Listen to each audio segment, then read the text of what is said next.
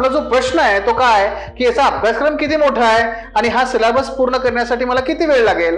तर मित्रांनो, याचं उत्तर मी तुम्हाला सांगितलं त्या पद्धतीनेच आहे. समाजशास्त्राचा अभ्यासक्रम अतिशय छोटा आहे, अतिशय संक्षिप्त आहे, ओव्हरलॅपिंग खूप आहे आणि त्याच्यामुळे याला सर्वात कमी वेळ लागतो.